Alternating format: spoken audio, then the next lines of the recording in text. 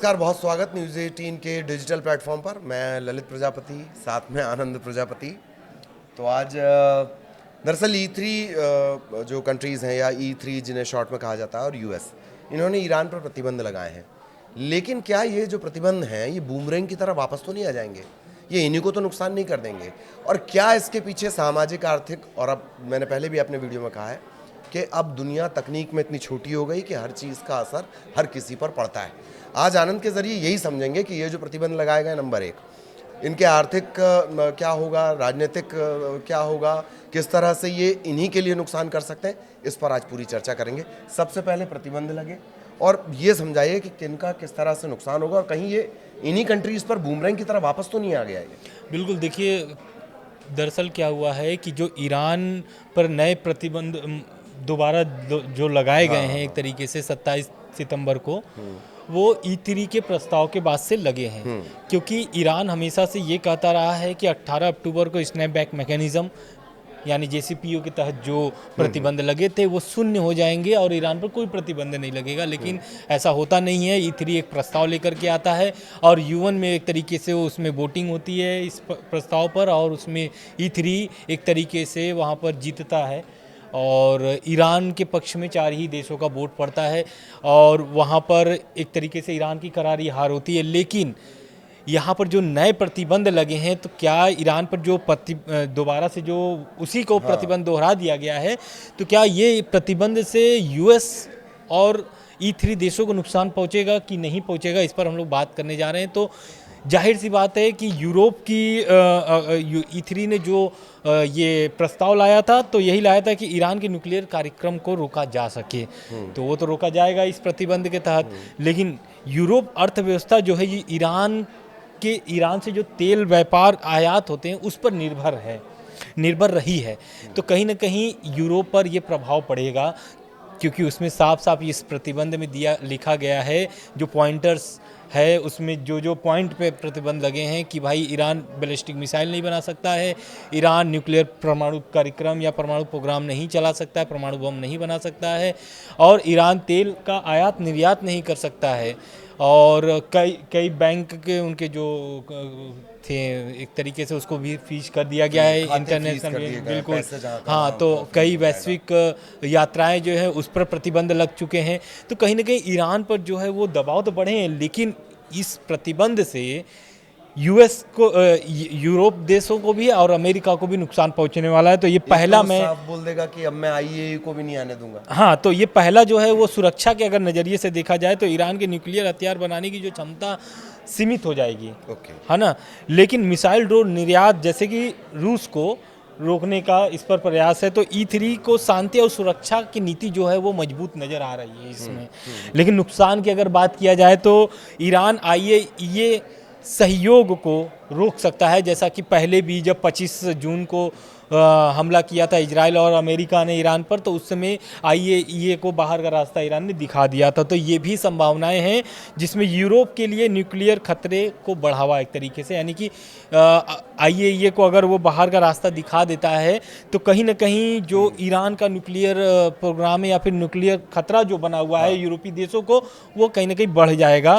तो दूसरी बात, और राजनीतिक तौर पर अगर देखा जाए तो उसमें क्या है कि JCPOA की रक्षा अमेरिका के साथ गठबंधन मजबूत और UN में रूस चीन का प्रस्ताव विफल। तो कहीं ना कहीं रूस चीन तो चाह रहा था कि भाई ये जो प्रस्ताव लाया, पहले तो उसको अवैध करार दे दिया गया है रूस और चीन के माध्यम से, जिसमें इसमें आप देखे होंगे कि इसमें पाकिस्तान भी पक्ष में वोट किया था ईरान के, लेकिन ये विफल नज़र आते हैं क्योंकि 9 देश जो थे वो ईरान के समर्थन में थे। और अगर आर्थिक रूप से देखा जाए, ये तो हो गया सुरक्षा के नज़रिए से, मैंने आपको बताया। अगर और राजनीतिक तौर पे हमने बताया, अब आर्थिक अगर नज़रिए से देखा जाए तो तेल में कीमतें जो स्थिर हैं, एक तरीके से वहाँ पर वैश्विक दबाव बढ़ जाएंगे ईरान के तेल निर्यात पर, बिल्कुल। और नुकसान जो है यूरोपीय कंपनियां जो हैं, क्योंकि जो यूरोप देश लगाया है, फ्रांस, जर्मनी, UK, बाकी और सारे अन्य जो देश हैं, उनकी कहीं ना कहीं ये परेशानी बढ़ जाएगी। क्योंकि अगर ईरान से तेल व्यापार अगर नहीं होता है, क्योंकि जो यूरोप की कंपनियां हैं ईरान से एक तरीके से ईरान को खो सकती है, क्योंकि ईरान जब प्रतिबंध लग गया तो जाहिर सी बात है वो खुल करके तेल तो निर्यात आयात कर सकते नहीं हैं। तो कुल मिलाकर के ऊर्जा संकट भी बढ़ सकता है इसको लेकर के। और अगर मैं यूरोप का बात कर रहा था, अभी अमेरिका पे तो गया ही नहीं अच्छा, है। ये शॉर्ट टर्म में जैसे आनंद बता रहे हैं तो मोटा मोटी ऐसा समझा जाए कि भाई जैसे हो जाता है ना, जब आप किसी को बहुत ज्यादा मार देते हैं तो बद्दड़ हो जाता है, फिर उसे मार का असर पड़ता नहीं है, या जिसे हम बोलते हैं छुट्टा सांड। तो शुरुआत में तो यूरोप के लिए बड़ा अच्छा लग रहा है, यूरोप को लग रहा है हमने दबाव बना दिया, हाँ। पर आपका पूरा धंधा तो उसके तेल पे चल रहा है। अगर आपने थोड़े मोड़े समय में अगर ये समस्या नहीं सुलझती है तो आपके धंधे पर तो चोट पड़ेगी, क्योंकि कच्चा मटेरियल और जो ईंधन है उसकी सप्लाई ही ईरान करता है। तो अब अगले पॉइंट की तरफ चलेंगे। ये आनंद अभी समझा रहे थे जो E3 जिनका हम बार-बार जिक्र बिल्कुल, कर रहे लेकिन हैं। हाँ, एक पॉइंट और है जो इम्पोर्टेंट है। यूरोप नहीं चाह रहा था कि, मतलब एक तरीके से प्रतिबंध तो चाह रहा था कि भाई प्रतिबंध लगे, लेकिन वो थोड़ा ईरान को समय देने का एक प्रस्ताव भी रखा था, एक्सटेंशन ऑफर दिया था ईरान को कि आप 6 महीने का आपको समय देते हैं और कुछ इस पर विचार करते हैं, क्योंकि डील वाला जो मामला चल रहा था ईरान और अमेरिका के बीच, शायद वो डील बन नहीं पाई, और ईरान ने इस प्रस्ताव को भी एक तरीके से स्वीकारा नहीं था, उसको अस्वीकार कर दिया था ईरान ने। तो कुल जमा यही है कि आने वाले समय में अगर इस तरीके से लंबा जो प्रतिबंध लगा वो लंबे दिनों तक रहा तो यूरोपीय देशों को भारी नुकसान सबसे हो ज्यादा सकता यूरोपीय है। होगा, बिल्कुल। इसमें यूके भी है लेकिन उनके नुकसान कमतर हैं। इस यूरोपीय कंट्रीज को, फ्रांस को, इन्हें ज्यादा जर्मनी नुकसान को इससे होगा, बिल्कुल जर्मनी सही। को। एक जो अगला एंगल है वो है अमेरिका। ये हर जगह अमेरिका हर जगह मौजूद है, हर फटे में इसकी टांग डली हुई है। खैर, अमेरिका के लिहाज से इसे समझेंगे, नफा नुकसान के लिहाज से, है ना? बिल्कुल, अमेरिका के अगर देखा जाए तो जो JCPOA का प्रस्ताव 2015 में ये ओबामा की सरकार जो लेकर के आई थी, उसमें क्या होता है कि जब ओबामा की सरकार चली जाती है तो ये जो पूरा प्लान बनाया गया था JCPOA, इससे वो अमेरिका बाहर निकल जाता है और एक मैक्सिमम प्रेशर चला रहा है ईरान पर अमेरिका, जिसमें वैश्विक दबाव भी ईरान पर बन रहे हैं। तो ईरान अमेरिका और इस मामले को लेकर के अभी जब स्नैपबैक मैकेनिज्म 18 अक्टूबर से लागू होने थे और हालांकि E3 के प्रस्ताव के पहले भी बहुत सारे बैठक ईरान और अमेरिका के बीच हुए हैं, वार्ता हुई है, परमाणु वार्ता, लेकिन वो विफल रही है। अब अगर सुरक्षा के नज़रिए से अगर देखा जाए तो अमेरिका को क्या नुकसान होगा, क्योंकि अमेरिका के साथ साथ हम इजराइल को भी जोड़ेंगे, बात ईरान की हो रही है। तो ईरान के जो प्रॉक्सी हैं, हिजबुल्ला है, हमास है, हूती हैं, तो कहीं ना कहीं इन पर दबाव बनेंगे और इजराइल कभी भी नहीं चाहेगा कि जो उनके प्रॉक्सी है, जो इजराइल के सीमा से सटे हुए हैं, तो कहीं ना कहीं वो मजबूत होंगे। उसको रोकने के लिए अमेरिका तो अपना प्लान बनाया ही है, और आप देखे भी होंगे कि जून में हमला भी किया था। लेकिन अगर जून 2025 के हमले को अगर हटा दिया जाए तो अमेरिका जो है और इजराइल जो है, अगर प्रॉक्सी उनके मजबूत होते हैं, क्योंकि अगर प्रतिबंध लग गए हैं और ईरान इसको अगर अस्वीकार करके IAEA को बाहर का रास्ता दिखा देता है, तो कहीं ना कहीं जो प्रॉक्सी हैं उनके और मजबूत होंगे, क्योंकि रूस और चीन और नॉर्थ कोरिया उनके समर्थन में खड़े हैं। तो 2025 में हमलों में आप ये भी देखें कि कैसे न्यूक्लियर साइट्स को नष्ट करने का भी अमेरिका ने दावा भी किया था। कुछ फोटेज भी आए थे कि ये ऐसे ऐसे हैं जो ईरान के जो न्यूक्लियर साइट्स हैं उसको ख़त्म कर दिया गया है।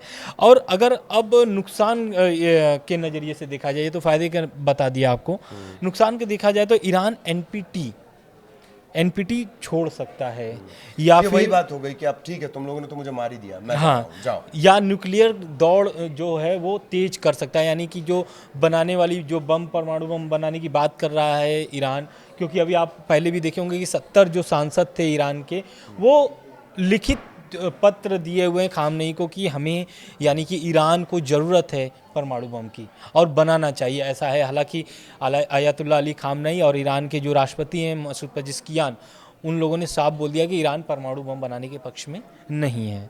बिल्कुल। तो बिल्कुल, अब एक फाइनल कमेंट अगर दोनों के लिहाज से देखा जाए कि मुझे तो ऐसा लगता है कि ये फायदा कम, मतलब तात्कालिक फायदा है कि भैया हम गुंडे साबित हो गए, मोहल्ले में हमारा बड़ा रसूख चल रहा है, हम किसी भी कॉलर पकड़ लें, इस तरह से अगर कहा जाए। लेकिन लॉन्ग टर्म में ये दोनों देशों को नुकसान पहुंचे। ये फाइनल कमेंट मुझे आपका आनंद इस पर चाहिए। बिल्कुल, दरअसल क्या है कि इसमें देखिए E3 ने जो प्रस्ताव लाया उसमें फ़ायदे अगर देखा जाए तो कहीं ना कहीं इजराइल और अमेरिका को फुल फ़ायदे मिले हैं, क्योंकि प्रस्ताव तो E3 ने लाया था, और आपको पता है कि JCPOA की और तरफ से दबाव अगर डील का बन जाएगा अमेरिका से। हाँ बिल्कुल, क्योंकि अमेरिका जो है वो आप देखे होंगे कि ओमान में भी बैठक चल रही थी परमाणु वार्ता ईरान और इससे अमेरिका से, तो शायद 2-3-4 राउंड बैठक हुई थी, लेकिन उसी दरमियान जो बैठक होने वाली थी उसी के एक दिन पहले इजराइल हमला बोल देता है ईरान पर, तो सारी बैठकें निरस्त कर दी जाती हैं। और अगर JCPOA की बात अगर हम लोग कर रहे हैं तो थोड़ा सा हम लोग को और इस पर विस्तार देना चाहिए कि JCPOA जो स्नैप बैक मैकेनिज़्म है वो लागू होने से ईरान को क्या नुकसान हो रहे हैं, क्योंकि जो रियाद है उनके जो करेंसी है वो अभी बहुत ज़्यादा मतलब कि निचले स्तर पर चल रहा है, यानी भारी नुकसान है। आर्थिक नज़रिए से देखा जाए तो ईरान को बहुत भारी नुकसान हो रही है। और जो कुछ प्रतिबंध ये जो बैलिस्टिक मिसाइलें हैं, या फिर अगर आप देख लीजिए परमाणु प्रोग्राम जो वो चला रहे थे, क्योंकि IAEA जो है वहाँ पर निरीक्षक उनके पहुँच चुके हैं, लेकिन कुछ जगहों पर जो ठिकाने हैं वहाँ पर उनको अनुमति नहीं दी गई ईरान की तरफ से कि आप निरीक्षण कर सकते हैं। बिल्कुल बिल्कुल। तो ये हमने इसे डिकोड करने की कोशिश की है कि शुरुआत में ऐसा लग रहा है कि भाई चलिए जो उस पर प्रतिबंध लगा दिए गए, क्या वाकई वो उसे काबू में कर सकते हैं? पर हमें ये नहीं भूलना होगा कि रशिया और चाइना उसके अघोषित मददगार हैं, जो भले ही सामने ना आए पर सारी तकनीक से लेकर और तमाम चीज़ों से मुहैया करवाते हैं। इसी तरह से आसान तरीके से हम आपके लिए जो जियो पॉलिटिक्स है उसे डिकोड करते रहेंगे। फिलहाल हम दोनों को इजाज़त दीजिए। नमस्कार। नमस्कार।